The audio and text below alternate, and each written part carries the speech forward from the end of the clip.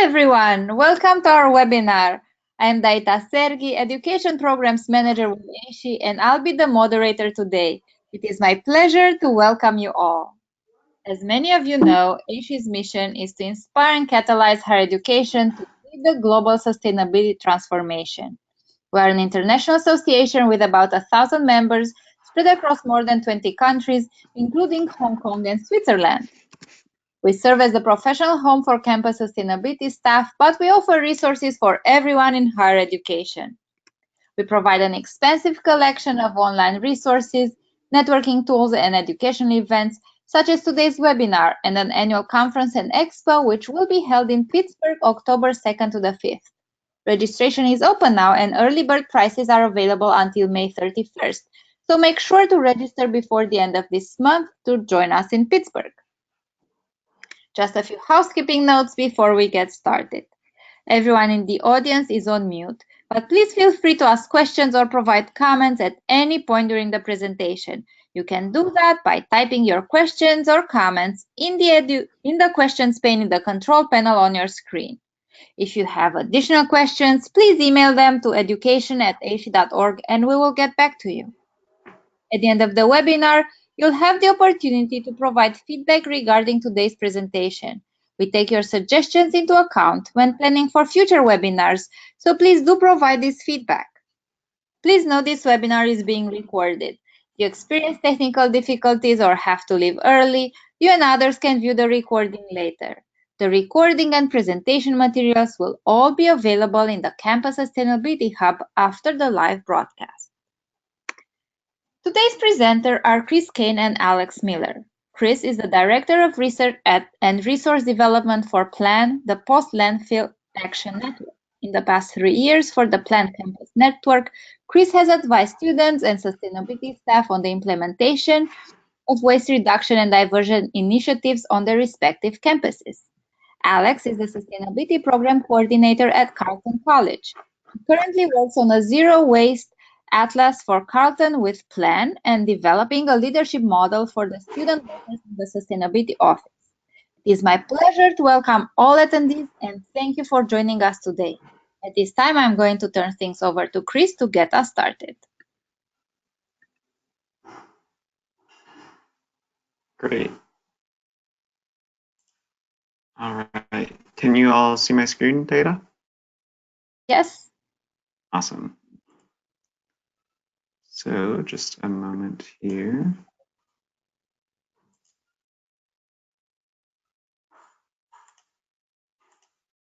Okay. Awesome. So today we are going to be talking about ways in which folks can kind of go beyond the quantitative metrics that we have typically been using to measure waste reduction efforts on a campus. As Data said, I'm Chris. I'm Research and Resource Development Director at the Post Landfill Action Network, and also I'm a campus coordinator, so working directly with students to start their initiatives. So the reason that we kind of are trialing and working on this framework is we've had conversations with several campuses time and time again about the issues with diversion and how folks are asking, okay, how do we get that last, 15, 10, 5% of getting to 90% zero diversion from landfill? And we kind of find that first of all, as this graphic shows, that the trajectory of diversion rates is really not what we expect. So, we can figure, okay, in the past, 5 years, we have increased our diversion rate by 2% per year. So, at that rate, we can figure by, 2025, we will be at 90%. And considering that as you, increase your diversion of materials, you get a decreasing cost of return and benefits. And so it really ends up that campuses are struggling to lower their diversion rate as the years go on. But not only that, is we're finding that diversion doesn't really paint the whole picture of waste reduction on a campus. It fails to capture the more qualitative pieces, such as the informal sharing that happens between students and staff members, and also kind of things like reuse on campus or repair or even operations within surplus. It can get really tricky to be constantly measuring those weights. And then in addition to that, diversion can be a rough metric, and that some campuses will include construction and demolition into their calculations, others won't, and that's where the area gets really, really gray. And so we don't basically have a standard way in which we can measure our success in zero waste or waste reduction across campuses. And so that was really our motivation to start to explore what could we use beyond diversion. So the solution that we kind of processed within Plan is we've worked among staff members and with some interns who have a specific eye for kind of quantitative measurement within campus programs who have maybe done some AASHE reporting on their campuses in the past. And we've looked to kind of marry the quantitative with the qualitative and really look at the campus as a microcosm, as a small city in which there are multiple communication channels occurring. That is not just the movement of materials, but the movement of people and their conversations and ideas. And how can we kind of take that slightly more abstract idea of qualitative measurement and solidify it a bit more? So we've come up with what we are calling the Zero Waste Atlas. And essentially the Atlas is an assessment of the campus's zero waste initiatives and waste reduction and management operations, both on the physical side and also the policy side and the kind of like culture and understanding of waste management on campus. Identifying the gaps of that and helping a campus to fill those gaps and meet those needs, and especially in terms of communication gaps that exist between departments. This has taken place through three main stages, in which the first stage involves a 360 assessment of campus, sort of like any waste consultant would, and helping to measure, what are the streams you're capturing, what are the efficiency, where are the inefficiencies in terms of areas of campus that aren't being captured as well. What programs do you have in place in terms of not only back of house programs that facilities will manage, but also curriculum that students can engage in and work experience opportunities that students can engage in that relate specifically to waste. And then in addition to that, how is waste intertwining and interconnecting with other goals that your campus has? How is it, are there concerted efforts to make waste an intersectional concept on campus? So that first stage is really getting a holistic picture of the campus, getting a blueprint and understanding what's going on. Through that, we will not only conduct interviews with the facilities department or sustainability office, but we meet with representatives from every single department separately so that we can get kind of an unbiased perspective from each department of what their understanding is of waste management and operations on campus.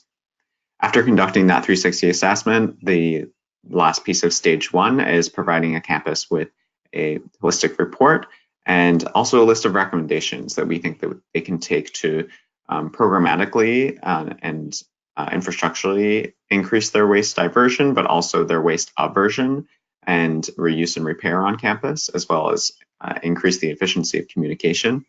And also to really help them to figure out what it means to be zero waste on their campus, because the measurement is quite arbitrary at the moment. Is how can they start to create their definition of what that is going to mean on their campus. Stage two is where we really take those recommendations and that blueprint assessment, and we dig deeper into the campus to see, okay, what are the demographics of the campus? What is the campus archetype? Where are you located geographically, and what resources do you have access to? And how can we fit those recommendations generally that we see as best practices from our research, and make it fit the campus specifically, create a unique plan for that campus in partnership with representatives from all of those departments that we interviewed during that 360 assessment. And then finally, the third stage goes into commitment and implementation. As a part of stage three, we would like to work with our main contacts on the campus, whether that be someone from facilities or sustainability, and help to connect with the chancellor or university president or equivalent within an administration to make sure that the plan aligns with other goals of the campus, and get that kind of stamp of approval to make this a priority on campus. and then working with the campus really as we have in years past in our operations and doing specific programmatic advising. So up to this point, we have been piloting this framework for almost a year and a half. And we have had 2 staff members, myself and another plan staff member who's also a campus coordinator, conducting these in-person assessments, doing reports, and starting to move into the stage 2 strategic planning phase with a couple of campuses. But before we were even able to pilot, for us to build this massive assessment checklist that we use to conduct the assessment, sort of like something that you would do in the form of an AASHE STARS report or reporting each year, though it's not as if we are just handing the checklist to a campus. We ourselves are coming in as an unbiased perspective to fill it out and gather the information that we can. We got the input from 8 of our advisory campuses to help with the construction of this checklist.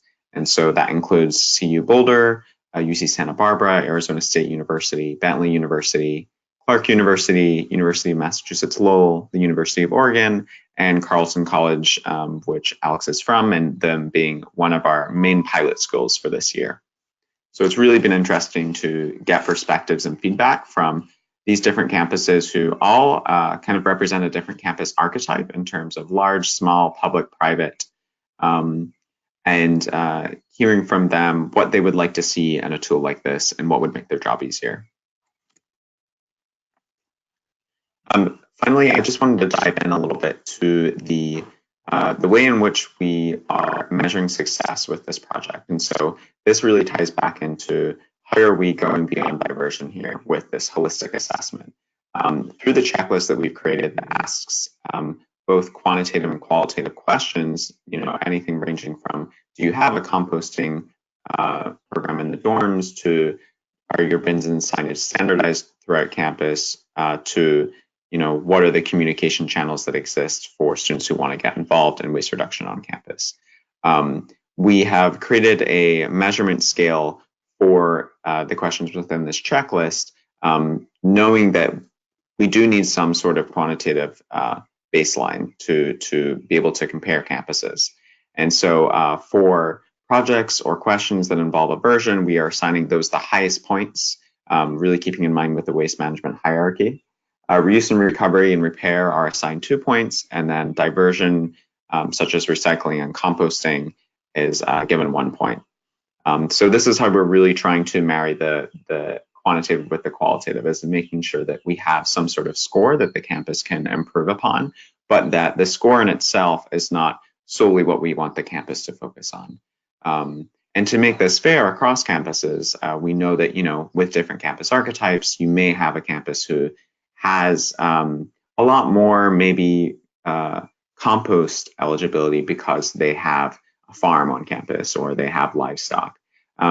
Comparing that to a campus that's in an urban area and doesn't have those operations and infrastructure in place, that wouldn't really make sense. It'd be like comparing apples and oranges. So we remove those parts of the checklist so that each campus is compared more on a proportion and percentage of the points possible versus the points they achieve, rather than a score themselves. And with that, I want to hand it over to Alex at Carleton, as they have been one of our main pilot campuses this year in which we've been able to conduct an assessment. Great, thank you, Chris. So thank you to, first of all, to the Post Landfill Action Network. They've been a great partner throughout this process, and thank you to AASHE for allowing us to host a session about this. I'm really excited about waste. I've grown up dealing with waste and handling it and trying to reuse as much as possible. Growing up, my dad, he runs a recycling route for the city of Moorhead up in the Fargo-Moorhead area in Minnesota. So I'm really excited to talk to you all about this, and I'm willing to answer any questions you may have at the end. So I'll just start by telling you what I'm going to talk to you about today. So I'm going to do a little bit of an introduction about Carleton and specifically waste at Carleton. And then I'll jump into the meat of my presentation, which is the gaps and successes that we've found on campus here. And then the last piece is just to touch on how to get people to the table. So first, just an introduction to Carleton. We are located in Northfield, Minnesota, which is about a half-hour south of the Twin Cities metro area. We have an enrollment of about 2,000 students, and then 90% of those students live on campus. So to sum this up, we're rural, we're small, and we're also wasteful because of all of these students living on campus. They don't commute and produce waste at their own homes because their homes are here on campus. And so when we're comparing against our peers, we are consistently ranked higher with waste production. And so thinking about ways that we can reduce waste in more of the aversion category that Chris mentioned. We also have 2 full-time sustainability staff, which both of us work in facilities. Martha Larson, she's more of a project manager and an energy manager. So she does project management for our lead buildings. She put up the wind turbines that we have on campus, solar arrays. So she does more of the renewable energy project management in facilities. And then I focus on food, waste, outreach, and events, with waste taking up a large portion of my work. So to move on to waste, we have triple bins, which are recycling, compost, and landfill, as you can see in the photo on the right, in 100% of our buildings.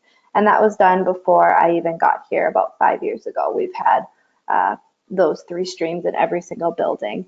We work with Maxar to custom build these triple bins for us. So everything's consistent throughout campus.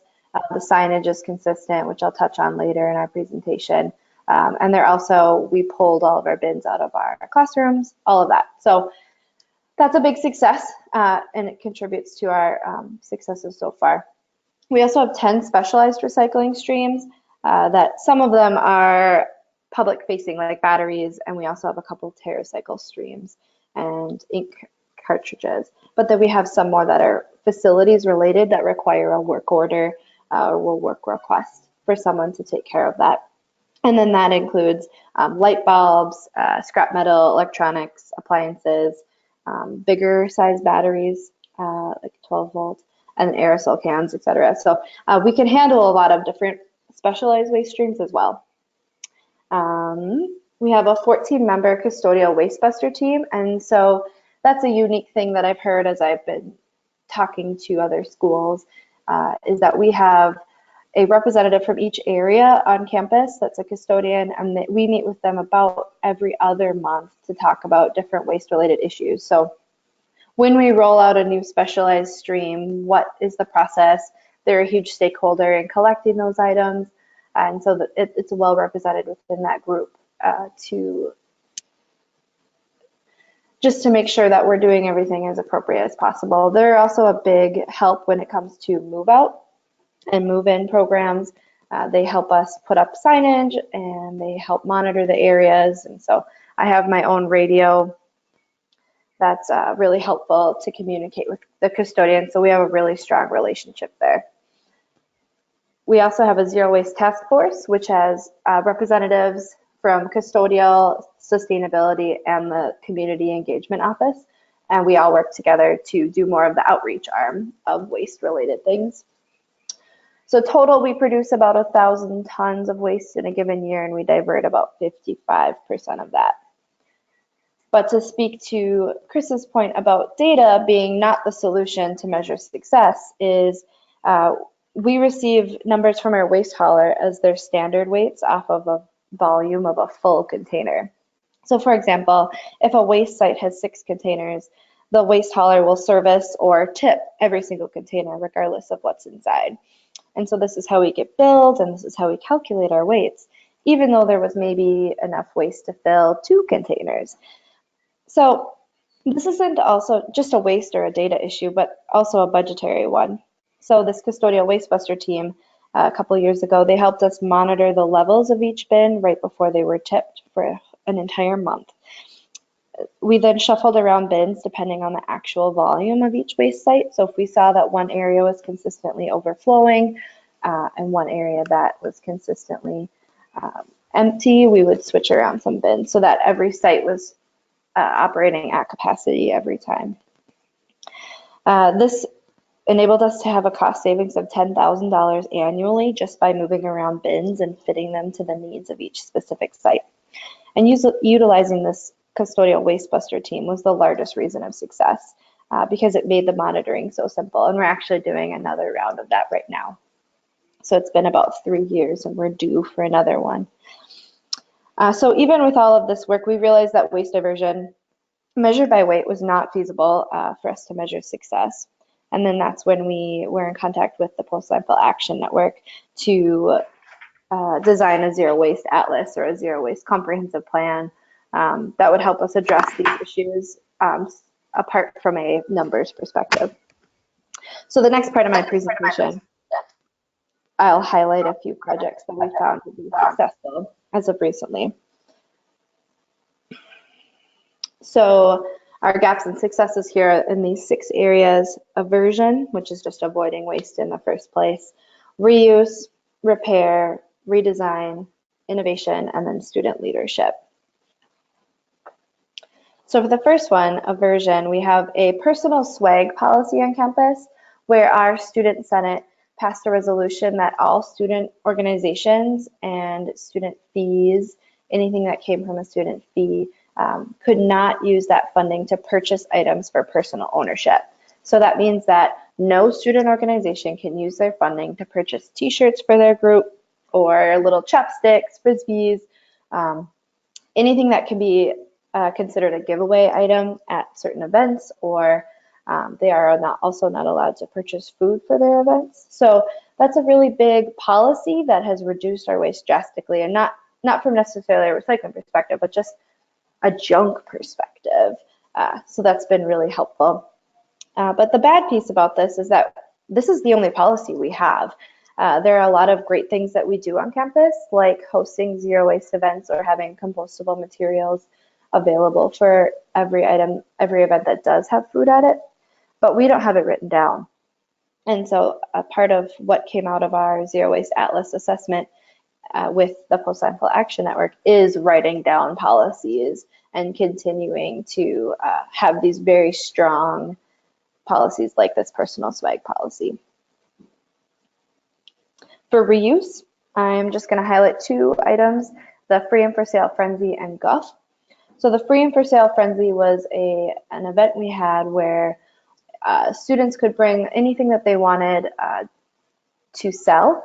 We already have this culture of buy and sell on social media here on campus, and one of our student workers in the office thought it'd be a great idea to have kind of this pop-up consignment shop that our office would host, and we would deal with the exchanging money. So we went and got change for everybody. A lot of the transactions were used with Venmo. And so we didn't keep any of the money, but it went back to the students who were selling the items. And we just became the platform for which this sale happened instead of on social media. This was during a freak blizzard in April where we got 16 inches of snow and we had over 1,000 articles of clothing at a college of 2,000, and we had over 200 students shopping. So it was a really successful event in our eyes. The other one is guff, which means given up for floor, like given up for your floor in your residence hall. So anyone can participate in this, and this isn't even something that we monitor. It's just part of this culture that happens in a residence hall where a student, if they don't want a box of pasta or a jar of peanut butter, they will just write guff on it and put it in their communal kitchen or their lounge, and that just means that anyone can take it. So there's this kind of reuse swap culture on campus already, and so the free and for sale frenzy was just one example of how we just kind of capitalized on that and just helped it along a little bit to make it a successful event. We passed out surveys for the free and for sale frenzy and for another event that I'll talk to next. Both events were wildly successful, and we're looking forward to doing them again. For the free and for sale frenzy, we're thinking maybe once a term. For repair, something good that we did was we had the repair fair, which was part of Post Landfill Action Network's points of intervention tour this year. And the repair fair, we just solicited volunteers to help repair items, and then we had students and community members welcome to come and get their items fixed, which was very successful. And that was another one that, like I said, we'll do again next year. And that one will be more on an annual basis. It was a little more work to put together. But what I really want to highlight here in the repair section is bike infrastructure. That's something we really struggle with and we're not doing well on. So this picture is, I actually just ran out and took it today before this presentation. This is our current boneyard, we call it, where all the bikes go to rust away, unfortunately. We have a really strong bike culture on campus, but we don't have a really good bike repair culture on campus. And so we have this overabundance of bikes, and then there's also no way to repair them, so bikes go to die in the boneyard, unfortunately. All of these bikes will end up going to our move-out garage sale in a couple of weeks. And so we do find homes for them, but just realizing that this is a huge issue, and this culture that has led students to believe that they need a bike on campus, so they might prematurely purchase one and ship it to campus, or purchase one before they come when they get to town. We just began a bike sharing program, so hopefully once the word gets out about this, there will be less ownership of bikes as we shift to this sharing system. We are using Zagster bikes for that. Another piece about this is that these bikes shipped to campus are not required to be registered, which creates a headache for security and for grounds. Bikes get clipped from their locks in the winter if an owner cannot be identified, which is something that the registration stickers aid with. This retrieval process is time consuming and wasteful as the bikes sit out in this boneyard, as you can see here, and then sent to lighten up. So it's just a really big headache, but we need to find ways to repair them. And so we're desperately in need for a facility with bike repair stations and trained staff or students working it. And this could be in a variety of forms. We do have 2 bike fix-it stations, but they're not regularly maintained, and many students lack the knowledge to make adjustments to their bikes. So this is something that we realize is a big area for improvement for us. An area that we've been working really hard on, though, is redesign. And we've redesigned our waste signage to be more inclusive and consistent throughout campus. So originally, we had similar signs to what you can see here, but everything was photos, which were outdated, they got faded, they needed to be updated depending on what items we had on campus. And so this signage, we really tried to educate people on the waste system and not about what's on campus, so that if you can understand these signs, you can then understand recycling and composting in our community as well. So for example, on the recycling poster, we have number 1 through 6 hard plastics. We didn't put a picture of a water bottle and of a naked juice bottle because we know that's what we have on campus. We really wanted to try to educate students to look at the bottom, look at the triangle, what number is it, and where does it go. The other piece about these signs is they're color coordinated to match our triple bin system that we have. So brown is landfill, blue is recycling, and yellow is compost. So wherever you see those bins, you should be able to coordinate the colors as well.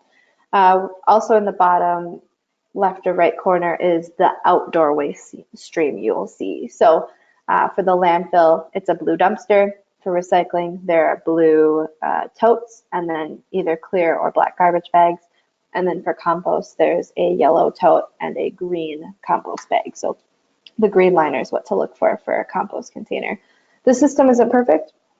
I know having a blue landfill dumpster is confusing when you have a blue recycling tote, but we are trying to make it consistent across campus, and eventually we would like to see brown dumpsters for landfill as well, or even no landfill dumpsters at all. With our signage, we also have some complementary signage with it. So the first one is a special recycling. And these are the items that I said that are the public-facing specialized streams. So we collect AAA batteries, and then we also collect granola bars and chip bags for TerraCycle. And so we just have these situated on top of the bins for people to understand where they all are, because they're not in every single building, but we do have it in a proportion of our buildings.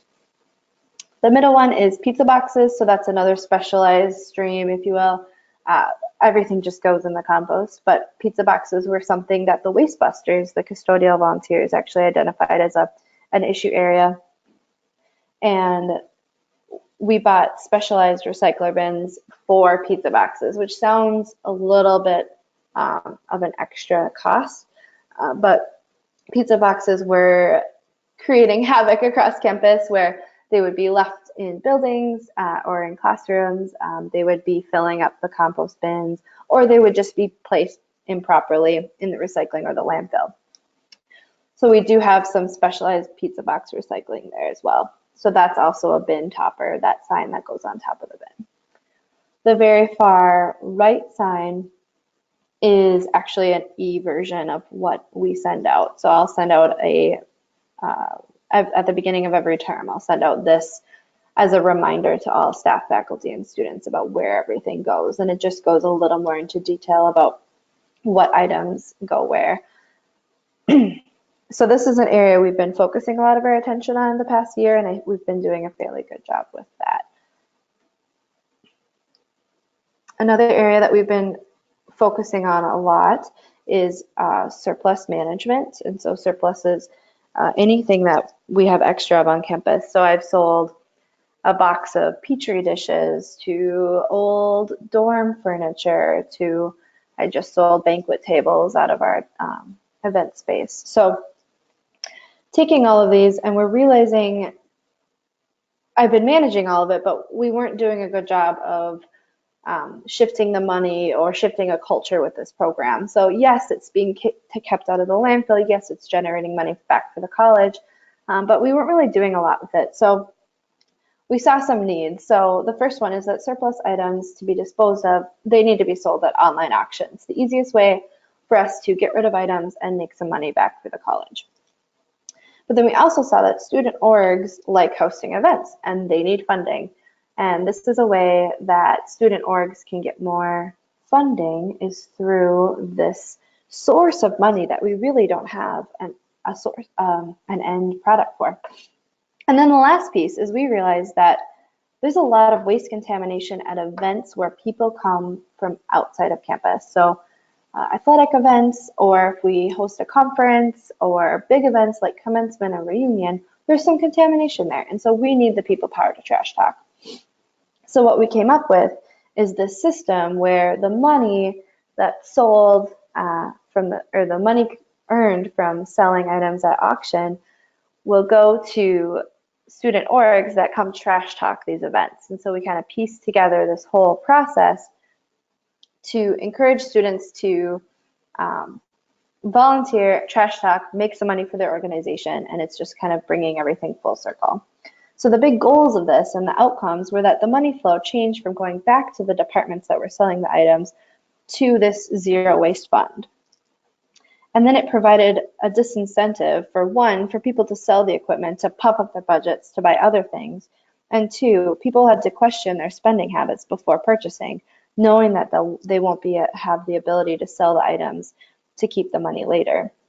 So this resulted in more departments using trade-in programs, like trading in cars or athletic equipment, which actually eased the burden of surplus management, where we know it's being utilized back into other systems that are more specialized, like vehicles. The second goal is that it educated a new group of people, so both guests to the event and the student orgs that are working the events as trash talkers. We were able to give some really in-depth education to each of them about our triple bin system and where items go and what are some nuisance items, like candy wrappers, for example, at athletic events, and where do they go. 3, it just reduced contamination of our waste because we had people standing at the bins trash talking. The fourth goal is that it promotes sustainability initiatives at Carleton. It's a very public, outward-facing event way for us to get the word out, not only to campus when we do campus events like commencement, but then to the community as well. And it's really helpful because we have the same waste hauler on campus as we do in the community. And so our reach is beyond campus because what we can recycle here, you can also recycle at your home in town. And then the fifth one is we just have a larger pool of trash talkers than our usual custodial and sustainability staff. And so we're a little more flexible and we can actually cover more events to trash talk. So this is, again, another area that we have been focusing the most of our attention. The last item is student leadership, and the big one is our sustainability assistants. So we have about 13, anywhere from 12 to 15 students. We have 13 right now that work on a variety of sustainability initiatives, but 2 in particular focus on waste specifically. So the left photo is them. They are at a new student week orientation event, helping students sort their trash, and they pin trash all over them. So that's a fun event that's really hands-on to help get students thinking about waste early. And then the left photo is us at the UMax conference that was in Iowa this past fall. So the good thing is that we have STAs and we have student assistants that are really passionate about this issue. But the bad part is we don't have enough. We're always looking for more, but there's budget constraints and there's time to manage that many students with only 2 staff members, and we're all very busy. So we would love to have more, but thinking about how to incorporate more student working and student leadership opportunities throughout this process as well. So those are all of kind of the strategies we've used to help with waste management here at Carleton. Of course, there's many more, and I'd be happy to share more. But we're still using the data from our triple bins to measure success with these programs. So especially our education. If we're educating students on how to properly sort our waste, we should theoretically be seeing a decrease in our landfill in connection with the waste busters, monitoring the waste sites so that we're dumping and tipping exactly what we need to. So to get this done, though, we need to get a lot of people to the table. And the first thing I wanted to say for advice on that is relationships, relationships, relationships. This is key. I've heard this from many people as I began my time as a sustainability coordinator. And so I got to work right away where I would have monthly coffees with the big stakeholders like the director of events or the manager of our dining services, just sitting down, talking to them, getting to know them a little bit, building that relationship. So when it came down to it, to do some projects that they were willing and able because our relationship was formed. So don't ever think that that is a waste of your time, because it definitely isn't. The second is a combination of top down and bottom up. So we had this bottom up grassroots movement with students and with some key passionate staff members across campus, but then we also had the top down effect where we have facilities is calling people to the table to talk about these issues. Excuse me.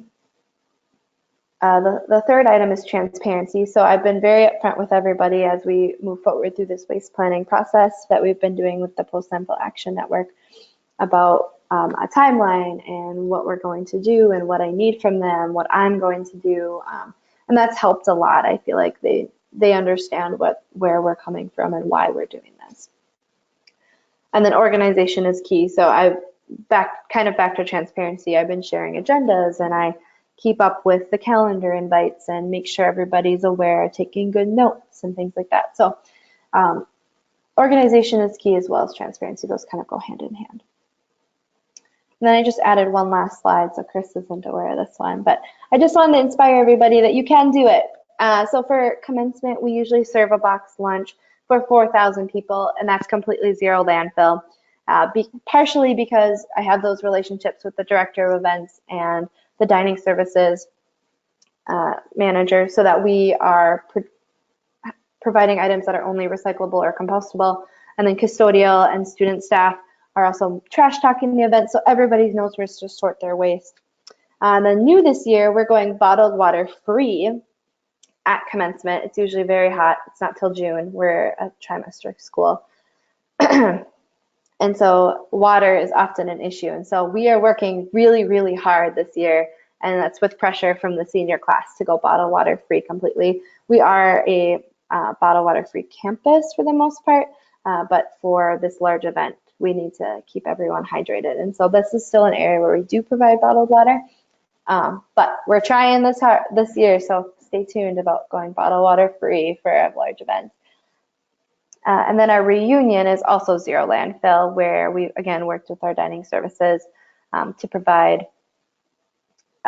compostable items for every single vendor that comes to campus, and educating the guests as they come for reunion that we will not be providing landfill items. And then just this last weekend, the picture is of the end result of spring concert. It's a big annual concert where they invite a large lineup of artists to come perform. And that event was nearly zero landfill. There are 3 landfill totes there. Otherwise, everything's compostable and recyclable. But that goes to Chris's point that we need to be reducing our waste. So there's definitely more to do, and we can take things a step further now that we have these really great events as kind of leaders on campus, these big public-facing events. So how can we take these a step further and reduce waste in the first place now that we've diverted a lot of it? So I think that's all I have. So Chris, I think you're at takeaways. Excellent. Thanks, Alex. And I do want to kind of piggyback off of what Alex was saying in terms of the intentional interpersonal relationships that she's built with those on campus. That first point in which facilities as your friend, we could not have done the amount of work that we did do with Carleton throughout this project without the intentional relationships that Alex has built. It really, really takes time to build those relationships, and there isn't an easy fix, I think, is one of the main things we're finding with this pilot and trying to broaden how we define zero waste and how we measure it. It is not one size fits all. There is no ideal best practice zero waste campus. There's a lot of things that we've seen work and a lot of wheels that we don't necessarily need to recreate, but each campus is going to have its own blueprint. In addition to that, it's really about kind of building a community on your campus, having conversations with folks, bringing more folks to the decision-making table. And a big way that we've found that with some of the campuses that we've been piloting with is finding where the incentives fall with other departments. Why in the world would they want to participate in the zero waste plan? And that really is pushing us to reimagine what zero waste means and what a plan means, and how zero waste doesn't necessarily or shouldn't necessarily be its own entity on campus, but intertwined and entangled with other goals on campus and campus-wide. And so really identifying the intersections that waste has with every department and how that affects their economics, their efficiency, and their ability to teach and interact with students. And then finally, with this whole process is really leaning into the maybe discomfort for some folks that zero waste is more than just a number. It's not no waste. It's not no waste to landfill. It's again kind of an arbitrary definition at this point. I think much of us can agree because of how loosely we categorize diversion and how diversion fails to address aversion and actually reducing per capita of waste. And then also it's really about kind of conceptualizing the best and most effective use of not only the materials on your campus, but like the people and how those interact with the materials. And so one big thing that we are encouraging Carleton to do, and I'm excited to hear more from them about this later on as we continue with planning with them, is what their definition of zero waste for Carleton is, what that means for them. And so I really invite folks to kind of lean into that uncertainty, especially as we're in this time of realizing the shortfalls of diversion and starting to create a new standard across universities. So that is all I have for you all. And as Alex said, we are more than happy to answer questions. And Alex, I don't know if you want to put up the next slide that is our contact information for further questions. Thank you so much, Chris and Alex, for sharing your expertise with us today. As Chris mentioned, we will now turn to our audience for questions. Before we start, I'd like to remind everyone to please send your questions via the questions pane on the GoToWebinar control panel. So let's start with the first question. Where does your compost stream go? Is it kept on campus for composting or taken off campus? Our compost goes off campus to about 20 minutes away. We have an industrial compost facility nearby.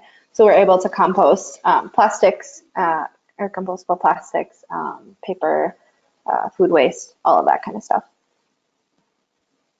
Thank you, Alex. So Chris, you mentioned that facilities is your friend. How do you start the conversations and building that relationship so you are not seen as patronizing them or, you know, coming to with the solution? Yeah, I think it's funny because I tell this a lot to a lot of the students that I work with, and I find it's also useful to staff as well, and folks who have been in the area for a while. But it is approaching in a way that's like non-threatening, and I think that is okay. I have a problem here. Like I have an issue that I'm trying to solve with my work on campus, and that's reducing waste, and that's getting other people to care. And also, I'm sure that there are challenges that you are coming across, and maybe there's ways in which, you know, your practices are inhibiting my goals and my practices are inhibiting your goals. And so let's just be transparent about that. And how can we help one another? You know, kind of coming, I think presenting yourself as being on the same level. I know that might sound so simple and non-technical, but that's what I find to be successful, especially when advising students. If you think about them approaching like a staff member about an issue that they may be really passionate about, and establishing that relationship and respect. Yeah, I would just maybe add to that is that we're lucky where I work in facilities, and so these people are my coworkers, but I could see where coming from an outside perspective is I've approached it too when I'm talking to our custodial managers, how can I help you? And what can I do to make your job easier? So no, just yeah, like Chris said, realizing that you're on the same level and you both have the same goal is really helpful. So I don't have a ton of advice on this section, but back to my point about building this relationship, you can't just walk into the room and ask them to write a zero waste plan. So building that relationship first and just taking them out for coffee and getting to know them and what the work that they do and their challenges and hearing them out is a great place to start. Thank you. What about students? What is the best way to get them energized around zero waste issues? I can start with this one. So we have two student workers that work specifically on waste, and we've always had them since we've started working on waste issues. And I've never had a problem finding one student worker that wants to work on these issues. I've always found one passionate student. And so if you can find that student or even someone who's a little bit excited about it, once they get excited and once they learn more about waste and where it goes on campus, and maybe they can job shadow you when you do a waste audit, or getting them involved and giving them leadership positions. So to get them excited, then it kind of grows from there. And I understand that waste is not a very attractive issue. It's dirty. Nobody wants to talk about it. And so I wanted to give our students more leadership roles. And so one of our students manages the custodial waste buster team. So they're the ones calling the agenda, they set the meetings, and they're the ones running the meetings as well. And so the more leadership positions I can give to students as well is something that I find is really helpful. Yeah, and to second that, I think that's spot on, Alex. And to take it one step further is making sure that the position that you're asking students to do, that there's a compensation somehow, whether that be work study payment, like general payment, or academic credit, something like that you can get really creative with compensation. But I really encourage when I'm working with staff to kind of disregard this idea that students can work for free, that it's, you know, that job experience is enough for them, because I think that can be a huge off-putting thing, especially for current students this day and age, is making sure that there is compensation for those avenues. And so it's not just that they have to be so inspired about the cause itself, but there is multiple aspects that keep them in the work. Thank you, Chris and Alex. So it's move out season. Do you have any easy tips on how to improve the waste issues if a campus doesn't have a program already in place? I can go ahead and speak to that quickly. I think that if you don't have a program in place, because it definitely takes a lot of pre-planning throughout the year to ready yourself for capturing move-out waste, is at least having some sort of strong educational presence. So that might be tents that student interns or staff from the sustainability office are personing throughout move-out with information on the waste impact, and just be there to educate people. I think trash talkers, or like waste goalies, as we also like to call them, at the dumpsters can be really useful too, is having some volunteers there, kind of intercepting before people just automatically throw things away, and say, hey, do you really need to throw that away, or is there a donation outlet that you could put that to like a local thrift shop or Goodwill? Yeah, I would definitely agree with what Chris said, and also maybe getting ahead of it too, and trying to encourage students to not bring a mini fridge and not bring a microwave. So talking about move in, and as you can get as far ahead of it as possible, to stop waste from even coming to campus would help. So you could even start working on that right now, focusing on your move-in programs. I know our college already sent out move-in information to students, so there might still be time to get that word out for next year.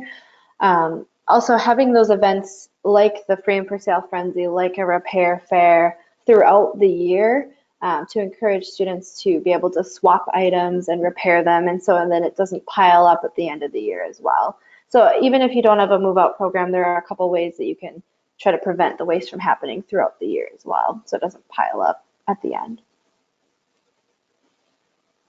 Thank you very much. So how do you incorporate C&D diversion into this framework, which stands for construction and demolition waste? Go ahead. Well, for Carleton, we just simply had to draw the line, and we do not include C&D waste into our waste numbers. We consider that the contractor's waste, and that's just simply because we had to draw a line in the sand somewhere when we're measuring everything. Yeah, I would second that and encourage that folks, because it's often that a contractor is handling the waste and taking it off site, the folks are not cutting it as a part of their diversion, because I feel like that's kind of cheating. And also at the same time, if you are going to cut it as your diversion, to really have in place policies that the contractors that you are working with are recycling things or disposing of them, deconstructing of things properly. One thing that we're trying to explore with the Atlas is having incentives to build policies around deconstruction and tearing things apart in a way that the materials can be salvageable.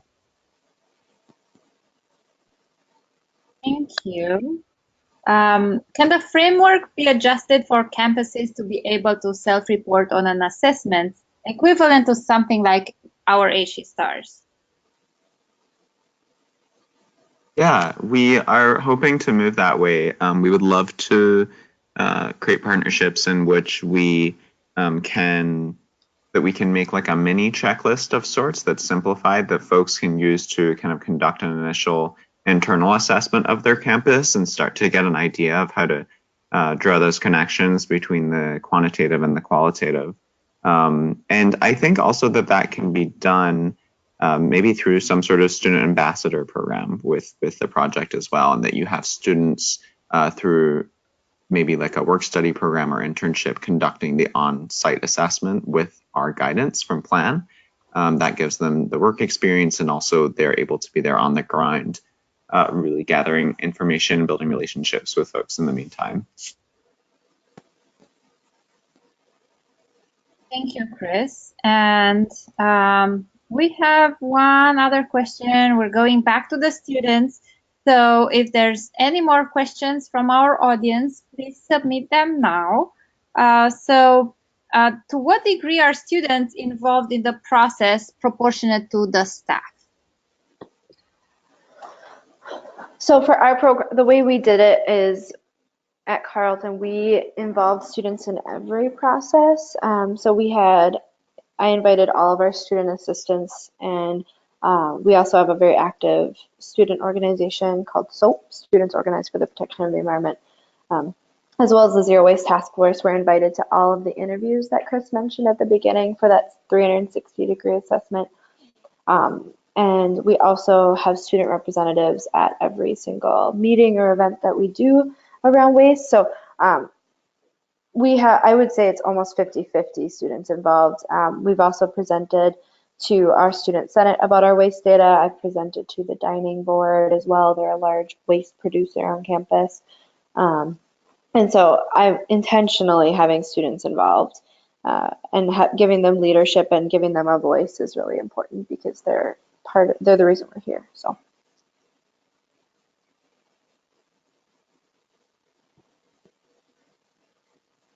Thank you, Alex, and thank you, Chris, so much. We are at the end of our questions, but I would like to, if I can get my slides up, to let everyone know about our next webinar. Actually, we have 2 webinars next week.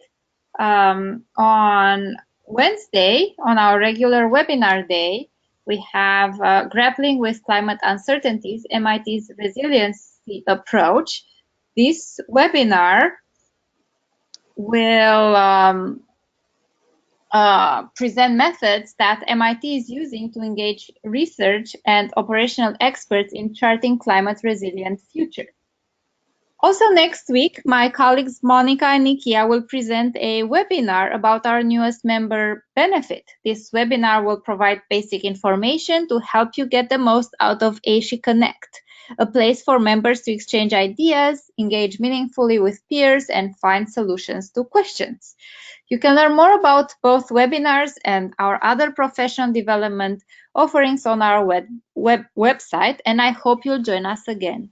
A final reminder to all of our attendees to please fill out the post-webinar survey, which will show up on your screen once the webinar ends. Thank you again, Alex and Chris, for sharing your expertise with us today, and thank you everyone for attending. If anybody has additional questions, feel free to reach out to the presenters or to myself, and we will get back to you. The recording of today's webinar and the presentation materials will be available in the AASHE Campus Sustainability Hub tomorrow, and you'll receive a notification once they're uploaded. Thanks so much and have a good day.